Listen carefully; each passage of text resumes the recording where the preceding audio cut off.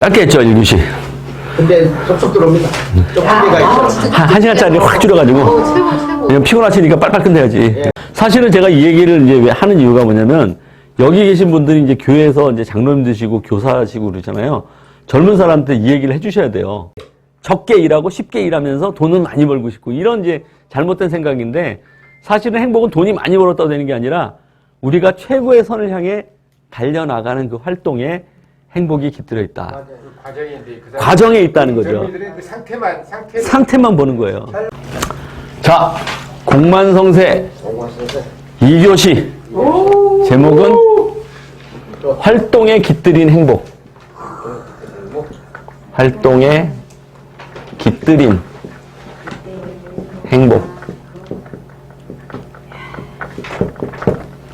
행복은 상태나 감정이 아니고, 이제 사실 여기서 말하는 행복은 해피니스는 아니에요. 해피니스는 아니고, 해피니스는 우리가 생각하는 행복이죠. 행복한 거, 이렇게 기쁘고 즐거운 감정이나 상태. 근데 아리스토텔레스가 말하는 행복은 어떻게 보면 뭐 웰빙이라고 할까요? 잘 사는 방법. 최고로 인생이 가치 있게 사는 방법. 요거를 행복이라는 낱말을 쓴 거예요. 아리스토텔레스가. 근데 이제 우리의 행복을 생각해 보면, 제가 이제 다른 모임들도 몇 개 있는데, 그 모임에 가서, 첫 모임에 가서 이제 딱 인사를 하고서 이제 그룹이 이렇게 앉아서 인사를 하게 되면, 제일 먼저 물어보는 게, 댁은 어디세요? 이걸 물어봐요. 나는 별게 아닌 걸로 알아서, 신내동인데요? 뭐 어딘데요? 얘기를 하잖아요.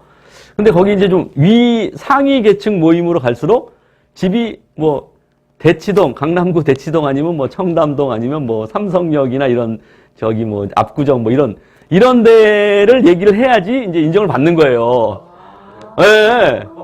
그리고 이제 나가다 보면 나가는 차가 뭔지, 학교는 어디 나왔어요? 이런 거지, 이제. 기업체는 어디예요? 매출은 얼마 돼요? 물어보면 사실은 이제 이걸 가지고 사람이 행복을 다 판단하거든요. 어디 사는지.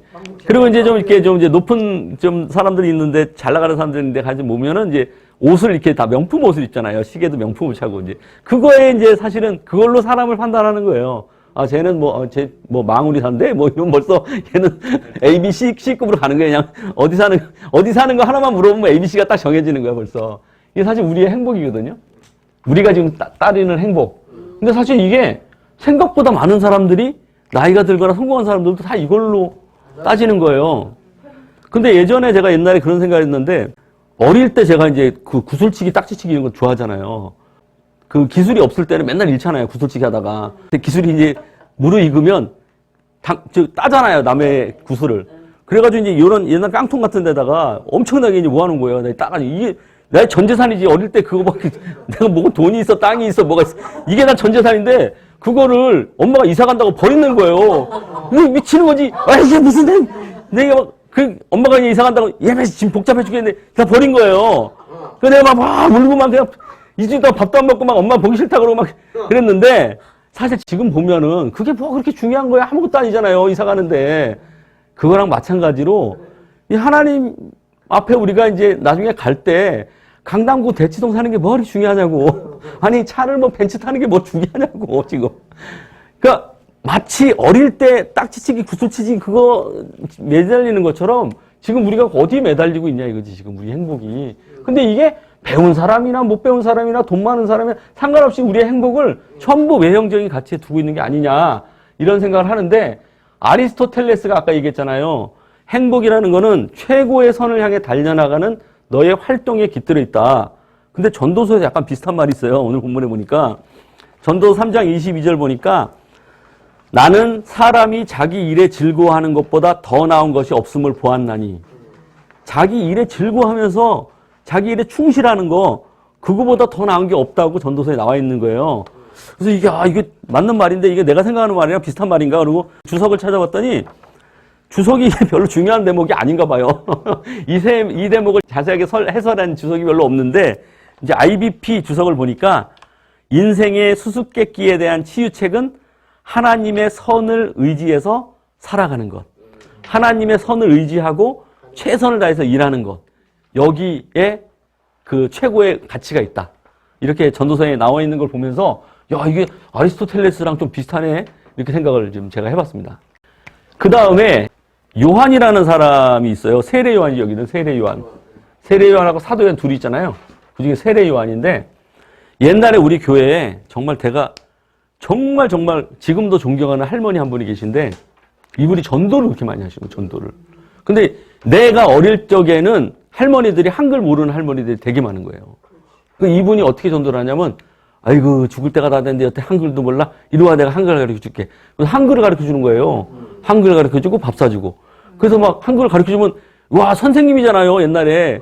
예? 그러니까 이 할머니가 한글만 가르쳐 주면은 이 할머니를 완전히 스승님처럼 받드는 거야. 거기다가 옛날 어른들은 저 유교 문화잖아요. 스승의 그림자도 밟지 않는.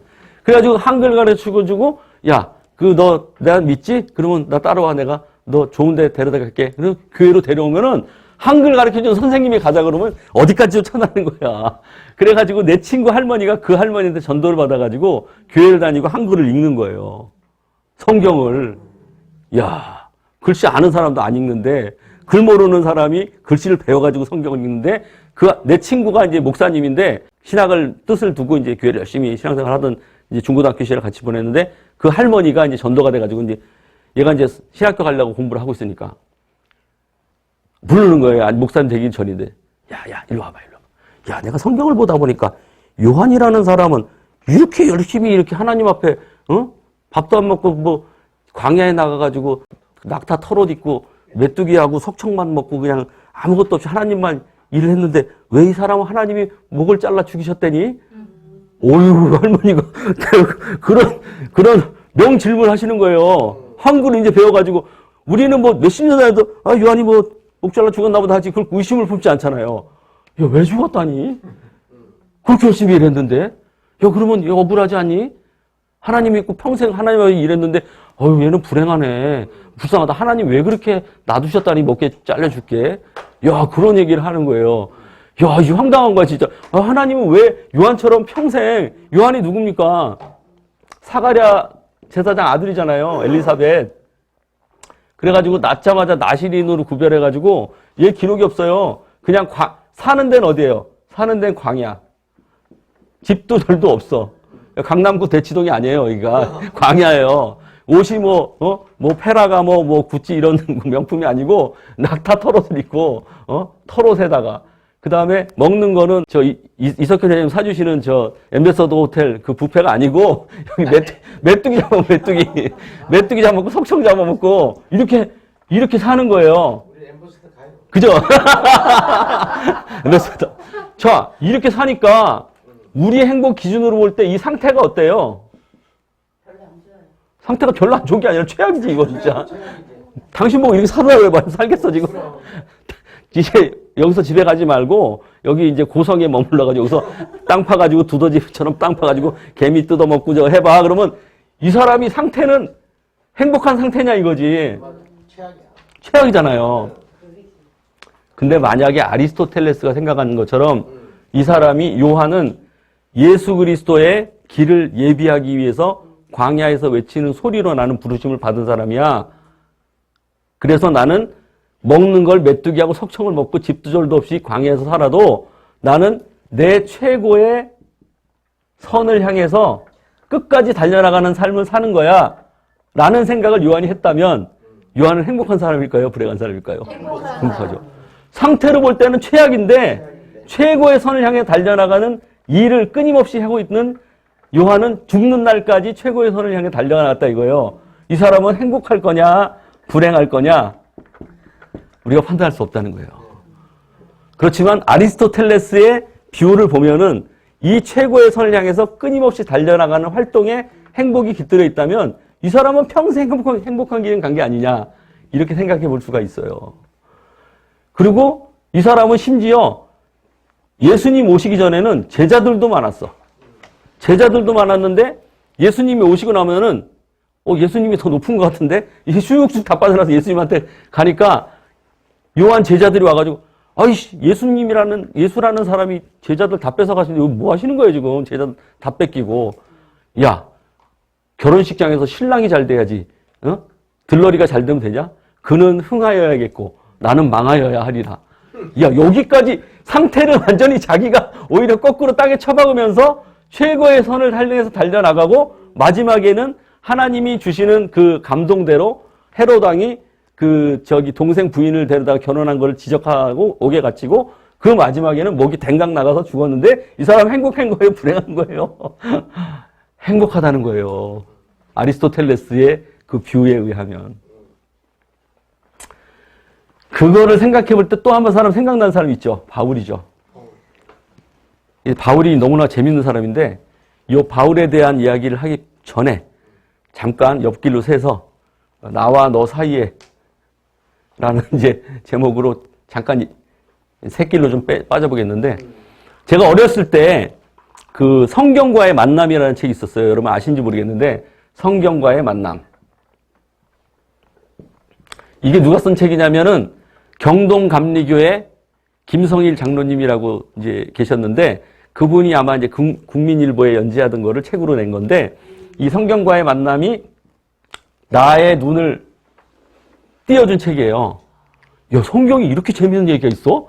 야, 그럼 나도 읽어봐야 겠다. 그래서 성경을 읽게 된 이분이 공돌이에요. 공학도인데 그거 아마 정식으로 아마 등단을 하셨던 것 같아요. 작가로. 그렇게 해가지고 이제 경동감리교회 권사님이시고 대우중공업 이사시고 뭐 이렇게 해가지고 굉장히 유명하신 분인데 성경과 만남이라는 책을 써서 내가 너무 재밌었고 이 책을 통해서 내가 성경을 읽게 됐는데 거기에 이제 무슨 얘기가 나오냐면 다윗과 요나단 얘기가 나와요. 그래가지고 다윗과 요나단 여러분 아다시피 그 우정이 대단하잖아요. 목숨을 내걸고 서로 지켜주잖아요. 그러니까 요나단 아버지가 사울 왕인데 다윗을 계속 죽이려고 그러니까 다윗은 미치겠고 근데 이제 야 우리 아버지가 그럴 리가 있냐? 너 절대 내가 막아줄게. 아이 형님 못 막아요. 아버지가 죽이면 어떻게 할 거예요 왕인데. 그래가지고 마지막에 식탁에서 같이 밥을 먹었나 봐요. 요나단하고 다윗하고 이제 사울 왕하고 같이 밥을 먹는데 다윗이 도망갔어. 살해 위협을 느끼고. 그래가지고 이제 그 궁궐 뒤에 있는 그 광야에 숨잖아요. 숨어 있는데 내가 아버지한테 너 저 고향에 내려갔다고 얘기할 테니까 그럼 아버지를 떠볼게. 떠봐가지고 아버지가 진짜 너를 죽이려고 그러면 내가 알려줄게. 만약에 아버지가 화가 난 게 아니고 너를 죽이려는 의도가 없으면 내가 부를 테니까 와라. 이제 그 약속을 하잖아요. 그러고 나서 식탁에서 밥을 먹다가 다윗 어디 갔어? 이제 아버지가 물어보니까 여기 집안에 그 제사가 있어가지고 내려갔대요. 이놈의 자식 내가 죽이려고 그러는데 막 벌컥 하니까 이게 진짜 죽이겠네. 그래가지고 나가서 이제 광야로 나가가지고 야 내가 미안한데 우리 아버지가 진짜 너 죽일 것 같다. 도망가야 되겠다. 이렇게 하니까 둘이 이제 부둥켜 안고 막 울면서 요나단이 한 얘기가 뭐냐면 여호와 하나님께서 나와 너 사이에 자손과 너 자손 사이에 영원히 함께 하실지어다.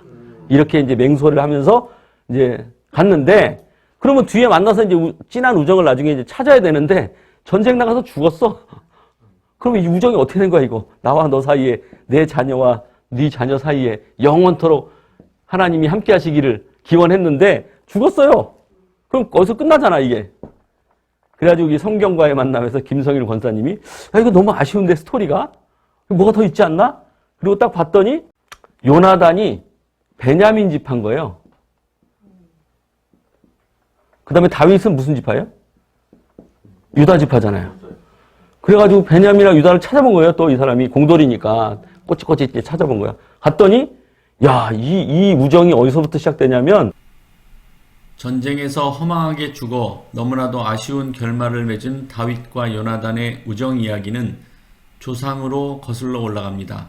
기근으로 애굽의 곡식을 구하러 내려간 유다는 베냐민 대신 인질로 잡히겠다고 결단하여 유다와 베냐민의 형제 사랑이 시작됩니다. 이 사랑은 훗날 다윗과 요나단으로 이어지고 다윗은 요나단 죽은 후에 그 절뚝발이 아들 무비보셋을 거두어 보살피고 심지어 압살롬의 반역 사건에도 자신을 돕지 않았지만 그 과오를 묻지 않고 보살펴 주었습니다. 이후 이스라엘 왕국이 분열될 때 북이스라엘 10개 지파가 연합하고 떠나갔지만 남유다에는 베냐민 지파가 남아 그 사랑을 이어갔습니다. 이 사랑 이야기는 유다 지파 후손으로 이 땅에 오신 예수님과 베냐민 지파 후손인 바울에게까지 이어지게 됩니다. 그래서 나와 너 사이가 할아버지 때부터 연결돼가지고 왕국이 갈라질 때까지 이어지다가 마지막에 어디로 오느냐? 예수님이 유다 지파잖아요. 바울이 무슨 지파예요? 베냐민 지파인 거예요. 그래서 마지막에 예수님 이전에는 이스라엘 백성의 하나님이었는데 예수님 십자가 달려고 돌아가신 이후에는 바울 때문에 바울이 그 일을 하면서 이방인에게 온 인류에게 예수 그리스도의 십자가 복음이 전해지는 핵심적인 역할을 한 게 바울이고 이게 베냐민 지파다. 그래서 이 나와 너 사이에 내 자손과 너 자손 사이에 여호와 하나님께서 영원토록 함께 하시겠다 하는 이 기도가 여기서 이루어졌다는 것이 이제 성경과의 만남에서 김성일 작가님이 쓰신 건데 이제 바울 얘기만 나면 이 생각이 나가지고 약간 옆으로 샜어요. 옆으로 샜는데 그러고 나서 보니까 요한과 마찬가지로 세례 요한과 마찬가지로 바울 일생을 돌아보면 어떻게 되느냐? 바울 다소 사람이에요. 로마 시민권자예요. 그 다음에 가말리엘의 아주 우리로 말하면 최고로 좋은 선생님 밑에서 최고의 수제자로 자라서 이 사람을 가지고 구약 성경에 대해서 얘기할 때 이 사람을 이긴 사람이 없어요. 얼마나 확실한지. 이 사람이 다메섹으로 가는 길에서 예수님을 딱 만나는 순간 그 모든 구약에 있는 지식을 완전히 터득한 상태에서 예수님을 딱 만나는 순간 예수님이 하나님이구나.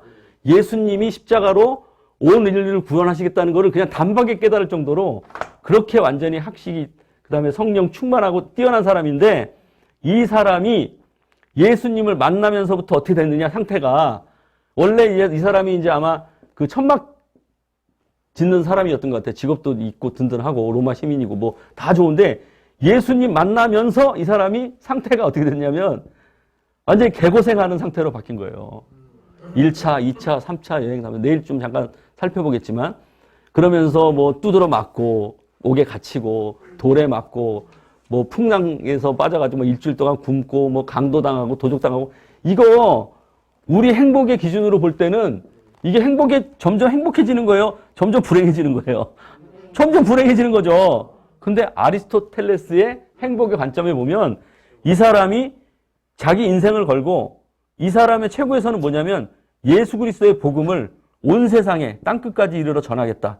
이스라엘 백성뿐만 아니라 온 인류를 향해 복음을 전파하겠다는 그 최고의 선, 최고의 가치를 향해 달려나가는 그 관점으로 보면 바울이 행복했냐 불행했냐 이거예요. 행복했을 거다. 이 바울이 1차, 2차, 3차 전도여행을 마치고 마지막으로 어디로 들어가냐면 예루살렘으로 이제 들어가요. 들어가기 바로 직전에 여기서 무슨 일이 벌어지냐면 마지막으로 이제 그동안 함께 동역을 했던 여러 사람들을 만나고 예루살렘으로 들어가기 일보 직전에 아가보라고 하는 예언자가 와요. 예언자가 와가지고 바울의 허리띠를 딱 풀더니 자기 팔을 묶어. 그래서 이 허리띠 주인이 예루살렘에 들어가면 이렇게 돼. 이렇게 된다고 그 예언을 한 거예요. 그러니까 같이 있던 제자들이나 함께 동역했던 사람이 어떻게 해요? 예루살렘 가지 말고 막 뜯어말기잖아요. 야, 이렇게 된다잖아. 왜 네가 고생을 사서 해? 너 앞으로 할 일도 많고 하는데 가지 말라고 다 말리는 거예요. 그러니까 바울이 사도행전 그 20장에서 야, 왜 니들이 나를 이렇게 물어가지고 나를 슬프게 하느냐, 내 마음을 아프게 하느냐, 나도 그 환상을 받고 나도 항상 다 알아. 그렇지만 오늘 본문 말씀이 이제 사도행전 20장 24절이에요. 위험할까봐 말리는 거 다 아는데 24절입니다. 내가 달려갈 길과 주 예수께 받은 사명, 곧 하나님의 은혜의 복음을 증언하는 일을 마치려 하면은 나의 생명조차 조금도 귀한 것으로 여기지 아니하노라. 이게 상태가 점점 나빠져가지고 목숨까지 가고 이게 상태가 끝인 거예요. 우리의 행복의 기준으로 보면은 이게 행복이 끝인 거예요. 여기서 끝나는 거야. 근데 내가 목숨을 잃어도 거기를 가겠다는 거야. 왜? 그게 바울이 생각하는 최고의 선인 거예요. 활동에 깃들인 행복. 그러니까 이 행복이 감정적으로 기쁘고 즐겁고 내가 예루살렘 가면 죽는데도 나는 기쁘고 즐거워 이게 아니고 내가 아픔을 당하고 고통을 당하고 내 죽임을 당하더라도 나는 이 행복을 쫓아가야 돼. 왜? 이 행복이 나의 최고의 선이야. 내 인생 최고의 목표야.